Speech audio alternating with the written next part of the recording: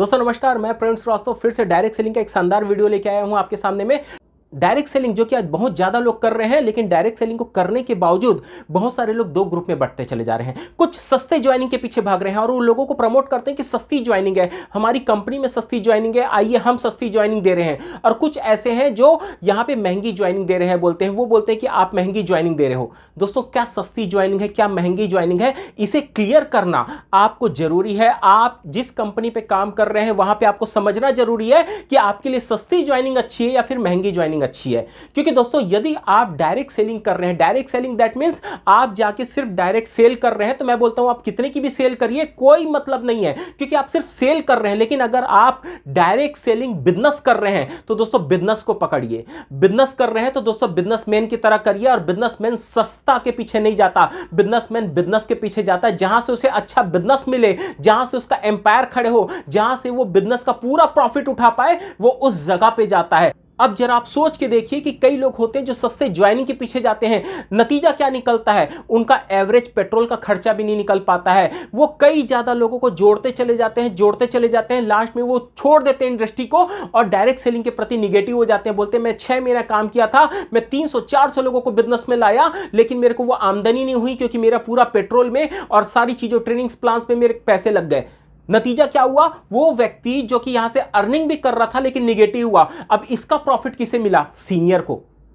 इसलिए कुछ लोग के अंदर भ्रांति फैली हुई है कि अगर हम डायरेक्ट सेलिंग इंडस्ट्री में काम करते हैं तो सिर्फ सीनियर को प्रॉफिट मिलता है। लेकिन यदि आप डायरेक्ट सेलिंग बिजनेस कर रहे हैं, बिजनेस दैट मींस कि अगर आपको कोई फॉर्मेट बताया गया है, कोई प्लान बताया गया है और आप उस प्लान को तोड़े ना, जिस प्लान में आप काम कर रहे हैं उसी प्लान पे काम करें, उसमें और सस्ता ढूंढने की कोशिश मत करिए। क्योंकि दोस्तों, सस्ता ढूंढने का कोई तुक नहीं है, कोई औचित्य नहीं है। क्यों नहीं है वो मैं आपको बताता हूं। यहां पर यदि आप कोई एजुकेशन करते हैं तो क्या आप ये बोलते हैं कि मुझे एक सस्ती वाली एजुकेशन चाहिए? आप कोई जब दुकान डालते हैं तो क्या आप ये बोलते हैं कि मैं सस्ती वाली दुकान डालना चाहता हूं? आप कहीं पर भी कैरियर बनाना चाहते हैं, क्या आप ये बोलते हैं कि मैं सस्ता वाला कैरियर बनाना चाहता हूं?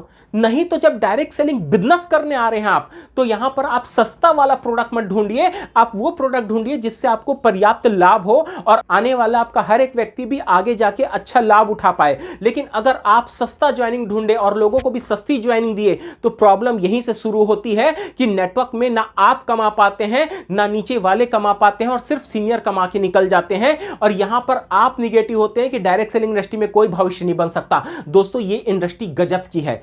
बहुत सारे लोगों ने अपनी जिंदगी बदल दी है क्योंकि वो कभी भी डायरेक्ट सेलिंग नहीं किए, डायरेक्ट सेलिंग बिजनेस किए, प्रॉपर बिजनेस का बेनिफिट उठाए। तो यदि आप इस बिजनेस को करने जा रहे हैं तो सबसे पहले इस चीज को समझिएगा कि डायरेक्ट सेलिंग बिजनेस मुझे करना है। मुझे यहां पे टाइम फ्रीडम मिलता है, मनी फ्रीडम मिलता है, सिक्योरिटी मिलता है, रिकॉग्निशन मिलता है, मैं यहां पे देश विदेश की यात्रा कर सकता हूं। ये सारी चीजें तब संभव है जब मैं बिजनेस को सही तरीके से करता हूं। सो दोस्तों, सबसे पहले डायरेक्ट सेलिंग को सही तरीके से करने की कोशिश करिए और इस डिफरेंसेस को समझिए कि आप क्या कर रहे हैं, आप डायरेक्ट सेलिंग कर रहे हैं या फिर डायरेक्ट सेलिंग बिजनेस कर रहे हैं। यदि आप बिजनेस कर रहे हैं सो दोस्तों wish you all the best. और यदि आप सिर्फ डायरेक्ट सेलिंग कर रहे हैं, लोगों को सिर्फ जोड़ रहे हैं, तो आप सोचिए कि आप कहां पे जा रहे हैं। क्योंकि दोस्तों, मेरा मानना यह है कि यदि आप डायरेक्ट सेलिंग बिजनेस करते हैं और लोगों को अगर बिजनेस समझ में नहीं आता, तो दोस्तों वो आपके यूजर बन जाएंगे। अगर वो यूजर नहीं बन रहे हैं तो एक बार वो प्रोडक्ट लेके आपके कस्टमर बन जाएंगे और फिर भी नहीं तो वो व्यक्ति छूट जाएंगे, जो कि अक्सर छूटते हैं।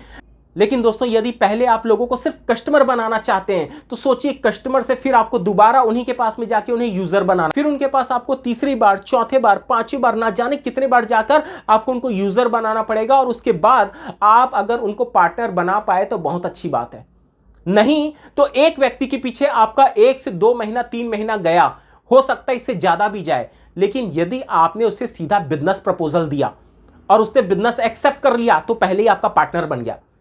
यदि वो पार्टनर नहीं बन रहा तो आपका यूजर बन गया। पहले ही क्लियर है कि मैं ये करूंगा तो मेरे को बिजनेस का पूरा लाभ मिल रहा है, नहीं कर पाया तो मैं यूजर हूं।